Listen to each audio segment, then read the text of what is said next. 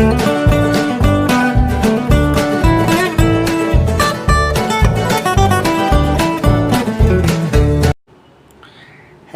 Students, chemistry की online class में आपका स्वागत है। आज हम पढ़ेंगे फिनाल की रासायनिक क्रिया लेसन नंबर 8, जिसमें एल्किलीकरण, एसिलीकरण और बेंजोइलीकरण को देखेंगे।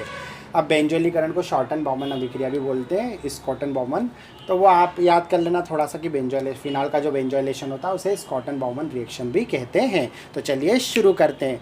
अब क्या होता है, जो एल्किलीकरण होता है और एसिलीकरण होता है, बेंजोइलीकरण होता है, तो कॉमन सेंस हम बहुत से कंपाउंड में ये करते हैं। एल्किलीकरण का मतलब ही होता है कि एल्किल हैलाइड से किसी ग्रुप कंपाउंड की क्रिया कराना। आर से आर के रूप में हमने CH3 ले लिया, एक्स के रूप में हमने क्लोरीन ले लिया। एसिलीकरण में क्या होता है, एसिलीकरण में एसिटिल क्लोराइड लिया जाता है। और अगर आपको हमेशा जनरल पहले भी बताया था कि फ्रीडल क्राफ्ट और एसिलीकरण अभिक्रिया में कि CH3 और Cl के बीच CO लगा दो। अगर यही बेंजोइल हो जाए तो CH3 की जगह C6H5 यूज़ करो, बाकी COCl तो एज इट इज़ रहेगा। अब इसकी रिएक्शन करवा देते हैं। फिनॉल में फिनॉल जो होता है वो फिनॉल की अभिक्रिया मेथिल क्लोराइड के साथ निर्जलीय एल्यूमिनियम ट्राइक्लोराइड की उपस्थिति में कराने पर अब क्या होगा। फिनॉल का जो बेसिक कॉन्सेप्ट पढ़ा है तो आप जानते ही हो भैया, आपको पहले ही पढ़ा चुके हैं क्योंकि राधा रानी और बाल गोपालो। क्या होता है कि यहाँ से क्या होगा, पहले तो H निकलेगा और सब्स्टिट्यूशन रिएक्शन करेगा। H निकला, Cl से क्या करा, -HCl करा। -HCl अब जो मेथिल ग्रुप जगह जुड़ा है वो यहाँ तो जुड़ेगा आर्थो पर, यहाँ तो जुड़ेगा पेरा पे। तो मेथिल ग्रुप को कहाँ जोड़ देते हैं, आर्थो और पेरा पर जोड़ देते हैं। तो एज इट इज़ क्या लिखेंगे, बेंजीन के ऊपर OH तो रहेगा ही सही, और एक मेथिल समूह जो होगा वो इस तरह से यहाँ तो आर्थो पे जुड़ेगा, यहाँ मेथिल समूह कहाँ जुड़ेगा, पेरा पर जुड़ेगा। तो इस तरह से क्या होता है, जब ये आके जुड़ेगा तो ये टालुइन में कन्वर्ट हो गया। अब इसके कंपैरिजन में ये आर्थो पोजीशन है और इसके कंपैरिजन में ये पेरा पोजीशन है। तो इस तरह हमें क्या मिला, तो हमें मिला आर्थो हाइड्रोक्सी। लिख दो जल्दी जल्दी, आर्थो हाइड्रोक्सी टालुइन। आपको पता है कि बेंजीन पे मेथिल समूह जुड़ने से टालुइन बनता है, और ये बना है पेरा हाइड्रोक्सी टालुइन। तो इसको एक बार हम और बोल देते हैं। फिनाल की अभिक्रिया एल्किल हैलाइड या मेथिल क्लोराइड के साथ निर्जलीय एल्यूमिनियम ट्राइक्लोराइड की उपस्थिति में कराने पर आर्थो हाइड्रोक्सी टालुइन और पेरा हाइड्रोक्सी टालुइन प्राप्त होते हैं। अब इसमें अधिक मात्रा में कौन होगा, तो अधिक मात्रा में चूँकि हाइड्रोजन बॉन्डिंग ये तो कर नहीं सकता है मेथिल समूह, तो इस कंडीशन में ये अधिक मात्रा में मिलेगा और ये वाला कंपाउंड क्या होगा, कम मात्रा में मिलेगा। तो इस चीज़ का हमको ध्यान रखना है। अब अगली होती है एसिटाइलेशन। जैसे कि हमने पहले एलो एल्केन में भी पढ़ा था एसाइलेशन, वैसी की वैसी रिएक्शन होगी। यहाँ पे जस्ट यहाँ से H निकलेगा और यहाँ पर Cl से क्रिया करके क्या हो जाएगा, -HCl हो जाएगा। तो हम यहाँ लिख देते हैं -HCl। और इस तरह से क्या होगा, फिनाल का जो OH समूह रहेगा वो तो एज इट इज़ रहेगा। तो दोनों तरफ हम OH पहले ही कर देते हैं कि भैया OH थोड़ी जगह संभाल लो। उसके बाद क्या होगा, बाकी यहाँ पे क्या बचा हमारे पास COCH3। तो कुछ मतलब COCH3 यहाँ तो आर्थो पे जुड़ेंगे, यहाँ पेरा पे जुड़ेंगे। CO और O करो O, COCH3, क्योंकि देखो Cl निकलने से हमारे पास क्या होगा, COCH3।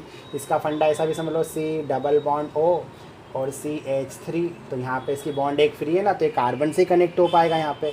तो इस तरह क्या बना, COCH3। अब चूँकि आर्थो पे जुड़ा है तो इसे बोलेंगे आर्थो हाइड्रोक्सी, आर्थो हाइड्रोक्सी। और ये पेरा, इसके कंपैरिजन में पेरा है तो इसे बोलेंगे पेरा हाइड्रोक्सी। तो लिख देते पेरा हाइड्रोक्सी। और हमें क्या मिला है, तो हम पहले ही पढ़ चुके एसिटाइलेशन हेलो एल्केन में कि इसे बोलते एसीटो, इसको बोलते फिनॉन। तो ये जो कि कीटोन ग्रुप आ रहा है ना, तो इसको बोलेंगे आर्थो हाइड्रोक्सी एसीटोफिनॉन। और ये बन गया पेरा हाइड्रोक्सी एसीटोफिनॉन। भैया आ रहा है कि बाहर जा रहा है कैमरे से, एसीटोफिनॉन, अंदर ही एसीटोफिनॉन बन गया। इस तरह से रिएक्शन हो गई। अब इसको बोलेंगे कैसे, फिनॉल की अभिक्रिया एसिटिल क्लोराइड के साथ निर्जलीय एल्यूमिनियम ट्राइक्लोराइड की उपस्थिति में कराने पर आर्थो हाइड्रोक्सी एसीटोफिनॉन और पेरा हाइड्रोक्सी एसीटोफिनॉन बनता है। हाँ तो बच्चा पार्टी, अब हम देखते हैं फिनाल का बेंजोइलीकरण या कॉटन बॉमन रिएक्शन। इसमें क्या होता है, फिनाल की अभिक्रिया की जाती है बेंजोइल क्लोराइड के साथ। अब आप सोचोगे ऊपर वाली रिएक्शन को देख के कि ये देखो CH3COCl है, C6H5COCl है। अब इसमें क्या होता है, Cl ने आर्थो और पेरा पोजीशन से बनाया HCl, और ये जो CH3CO ग्रुप है वो आर्थो पे जुड़ गया या पेरा पे जुड़ गया। तो भाई यहाँ ऐसा हुआ, लेकिन इसमें ऐसा नहीं होगा। इसमें ये HCl तो बनाएगा, मैं भी बनाऊंगा HCl, लेकिन HCl बनाने के लिए इसे हाइड्रोजन आर्थो पेरा पे नहीं मिलेगी, बल्कि फिनॉल की OH से ही मिलेगी। तो यहाँ सिर्फ बचेगा OH, तो गई ना Cl बनाने में, क्या हो गया -HCl। अब ये जो C6H5CO ग्रुप जुड़ा है ना, तो ये आर्थो पे जुड़ेगा ना पेरा पे, बल्कि ये यहाँ पे जुड़ेगा ऑक्सीजन के साथ। तो यहाँ लिख देते CO C6H5। तो इस तरह से ये कौन सा ग्रुप हो गया, C6H5 COOA, ये हो गया बेंजोइल ग्रुप। ये कौन सा ग्रुप है, फेनिल, तो इसका नाम क्या बनेगा, राधा रानी फेनिल बेंजोएट। तो इस तरह में प्राप्त हुआ फेनिल बेंजोएट। तो अब आप मुझसे एक सवाल पूछो, क्या पूछोगे कि भैया जब CH3CO ग्रुप जैसे ये जुड़ा है, C6H5CO यहाँ जुड़ गया, तो इसको यहाँ नहीं जोड़ सकते थे, इसमें तो आर्थो पेरा बना है। तो हाँ बना सकते हैं, पर कैटेलिस्ट का इफेक्ट पड़ा है। अगर हम कैटेलिस्ट निर्जलीय एल्यूमिनियम ट्राइक्लोराइड की जगह पर पिरिडीन लेते तो ऐसा हो सकता था। तो इसको भी समझ लेते हैं। इसके लिए हम ये वाली रिएक्शन को क्या करते हैं, मिटा देते हैं। यहाँ पर हम ले लेते हैं CH3COCl, इसको आपको समझाने के लिए बता रहे हैं। अब इसका काम तो हो गया, ये तो आप समझ ही गए हो। तो COCl ले लेते हैं और इसको लिख देते हैं एसिटिल क्लोराइड।